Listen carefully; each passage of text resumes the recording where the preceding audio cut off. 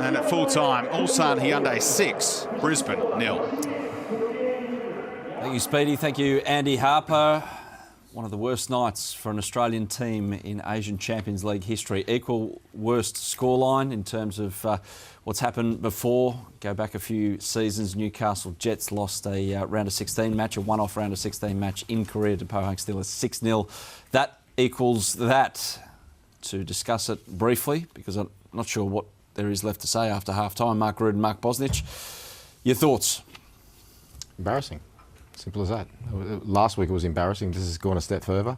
The other game, as we presently talk, is 4-1. That's against Western Sydney Wanderers before half-time.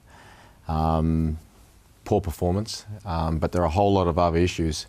If we had time, we could actually go through them, because a whole lot of things are happening. And like I said to you, this is the start. Really good goal by the number 7, Kim Il-sung, who was absolutely outstanding all night. Deflected in. And from then, Mark, it was pretty much a procession. Normally, Bozza, you and I talk after a game and we dissect it and talk about what went wrong in the game itself. I think, as you mentioned at half-time, we have got so many issues in our game that needs to be addressed, that needs to be spoken about, that needs to be fixed. The people are like, there are too many people exactly, they're scared to say something, because it's like they don't want to upset. It's not about upsetting people. Everybody wants the same thing. They want Australian football to go forward. Yeah, and we all do. And there's so much passion involved with our game that probably, I guess, makes us different to the other codes. We are unique. You know, we don't need to copy other codes. And at the end of the day, you're right. We all want this game to flourish and to improve and to be. We want to be not just the best in Asia, as Ange just said. We want to be the best in the world one day. And right now, this is probably the darkest day in Australian football, club football, should I say. Right, be it ACL or otherwise. I mean, we're getting done 4-1 in China, where we've been hit for 6 here tonight. That's 10 goals. We're talking about 2 teams, Brisbane Roar, one of the most successful teams in the A-League competition, and the Western Sydney Wanderers, phenomenal in the last 4 years what they've achieved. It's just depressing, it's mind-boggling, and we need to address it. And the powers that be in the headquarters also need to speak up, because, I mean, we can talk about all these goals. You've got to give a lot of credit to Ulsan Hyundai, okay? They were absolutely on fire. This is the first game that they've played. What a player he is, by the way. Super player, super player. We spoke about him at half-time as well, and Spurdy and Harps mentioned him throughout their commentary as well. We spoke about the 2 Croatian imports for Ulsan, who tore us to bits. Mind you, that would be 150 to 200,000 in a salary cap in Australia if someone had poached them, if someone had gone out there and had a look at them and brought them out to our country. Instead, they're producing this kind of football in a different competition, in a different country, right? And we talk so much about, and it's not even about the amount of money that needs to be spent. It's not about that. You know, I think we've gone backwards in so many areas. And this is not a generic or general comment being made based on just tonight. We have been discussing this for a long time. For a while. For a long time. This has been coming for a long time, and it's going to be coming for the Socceroos team. Now, there's a lot of things to it. I'm going to harp on about it again. We have got no transfer fees in this country. It's absolute ridiculous. That's an extra market for teams that the maximum that National Premier League clubs can charge for developing players, and this is a very important thing. Who is going to develop the players? Well, the National Premier League in the past, when we were growing up, and even now have developed top-class players. The maximum they can charge is $7,000 as a joke. What type of incentive have you got to go and pay a coach to develop players? That needs to stop, and transfer fees need to come in for everyone. The other thing is this, the salary cap. Okay? The difference between the salary cap league, ours, between 1st and 10th, is 36 points. Now, the salary cap's supposed to be an equaliser. That's a mirage. The top 5 non-salary cap leagues, England, Spain, Italy, Germany and France, less points between 1st and 10th than a salary cap league. We've got an equaliser. It's called the top 6. It's all started with the Wanderers when they won 2 or 3 years ago, and then basically they were punished for their success, and then they come second last. People are going, oh, this is the team tonight that are coming 6th, and another team that are coming 5th, and there's a team tomorrow night that are coming last. Now, those teams were 1st, 2nd and 3rd last year. Now, if they had the incentive last year for when they won that to say, right, we're going to the Asian Champions League. This is Australian football. We want to look good. They could have went and spent money. Not billions like we're talking about China, but just to improve the depth of their squad, but they're not allowed to. because of this ridiculous. It's archaic. It's ridiculous. Forget other sports. I'm sick of talking to people here turn around and go, well, rugby league, forget them. They're on a different planet, number one, and they're not our sport. They have not got an international market. We are playing against the rest of the world, and you're continually punishing people for success. We could go on for ages about other things, but right now, for me, that is two things you can change just like that. If Melbourne Victory in Sydney, who look as though they might play in the Asian Champions League next year, if they wish to go and spend $5 million to improve their squad, then so be it. Okay, let them do it. If Central Coast Mariners turn around and say, look, listen, right at this moment in time, the way we are, we're going to become a development club. There's no relegation, which is another thing that we could get onto, but whatever. At the moment, there's no relegation. So if they want to develop 4 or 5 young kids and then feel free then to sell them, let them do it.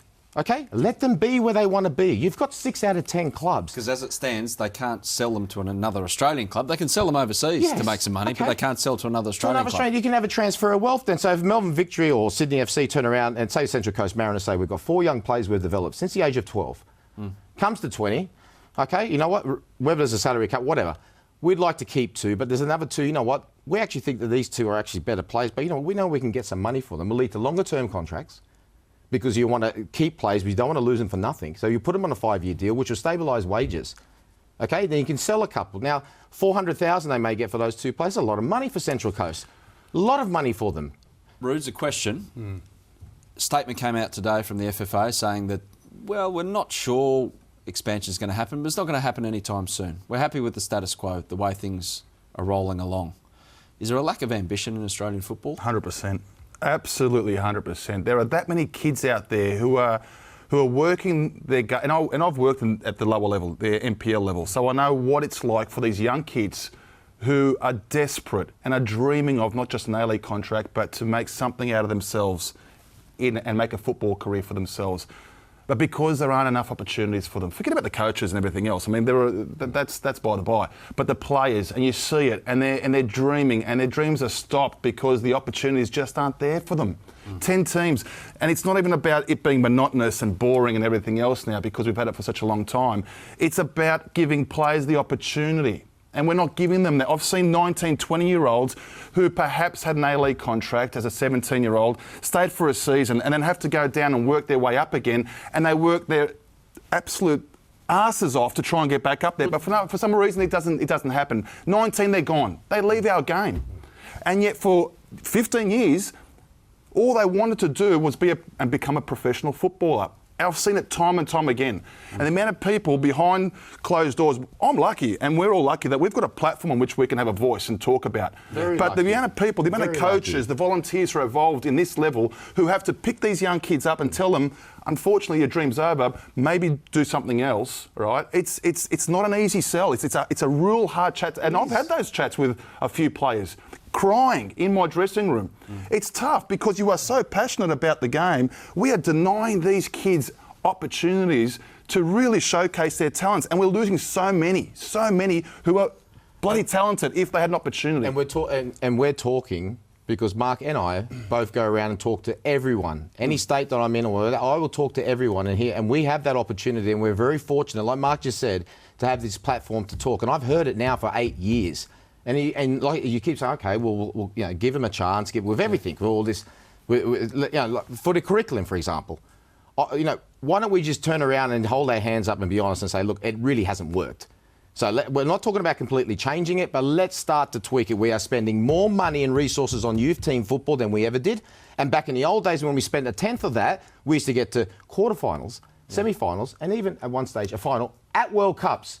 Now we're not even qualifying. Last question. Both of you gentlemen have played overseas. Compare the football mantras of where you've played to here, and I'm going to base it around, do you get the feeling that when you come up with an idea or you've got a thought about Australian football, where it should head, or other people do you get the feeling it's more readily available, the answer no, here in Australia, more so than overseas? That's a very good question. They've all got their problems. Well, one thing they have got over us, and that is the bottom line, is that football is the number one sport. Okay, so that is one thing. So there's a massive battle for athletes. But I will tell you this: John Barnes, Liverpool legend, came over here not so long ago, and he said the boys here from 8 to 12 are just as good, if not better, than anywhere he's seen in the world. So what's happening from 12 to 20? All right, that's what you've got to start saying. You've got kids. Your kid plays, Adam, Noah. How much does he pay a year? How much? How much is he paying in fees? But I get so many people tweeting me, the fees are out of control. $1,500 a year. All right, out of control. All right, they were never like this in the past. And what are we getting in return for that? That's a good I'll tell you what, we're getting nada. Yeah. We're getting nada. Just on top of that as well, I mean, we have got the highest participation rate for our game. Yeah, that's what I can't understand. That's another massive problem. We've got that many kids playing the game, but again, it comes down to opportunities. Yeah. Again, it comes down to that. I mean, we talk about how can we convert those participants or those juniors playing into becoming A-League fans. That's a different argument altogether. The fact of the matter is we've got that many kids who play our game who just aren't given the opportunity to play in the top-tier competition here in Australia. And if they can't do it here, then they have to. That's why they go at 14 and 15. And parents pack up their suitcases and completely change their whole life because they're denied an opportunity here in our country. It can't happen. We've got to change that. If the CFO, FFA, is counting the money, right, and saying, well, it's going to be too expensive. We're going to lose too much money if we create 2 new clubs, whatever the case may be. It really, for me, that's a real poor excuse and a lazy excuse to give because there are so many more upsides to creating not just 2 new clubs, but 4 hopefully. Like they say, build it and they'll come. I'm a real big believer in that as well. I really am. We've got that many kids, like I said, playing. We've got to change things here. And there's investors out there. I know one investor in China. Who am I to know about an investor in China that's willing to put in 10, 15, $20 million into a new club in Australia? It's out there. We've got to find it. Anyway, the state of the nation and the state of the game has ceased right now for now because the Western Sydney Wanderers are about to take the park back in Shanghai and we want you to switch over to that particular channel, which is 505. Rudes and Bozza, thank you for the chat. There's so much more to chat about. I wish we had another hour and a half, but it's getting late. But we'll see you tomorrow night, Boz, for Adelaide and Jiangsu Suning. Rudes? Friday night, mate. I'll see you then. See you on Friday night for the Big Blue, which will be a ripper at Allianz Stadium between Sydney FC and Melbourne Victory, gunning for a Premier's plate. A damn good game of football it will be on Friday evening. But for now, that's all we've got time for here between Brisbane and Ulsan. Ulsan 6, Brisbane 0. Not the greatest of nights for Australian football. We'll catch you soon.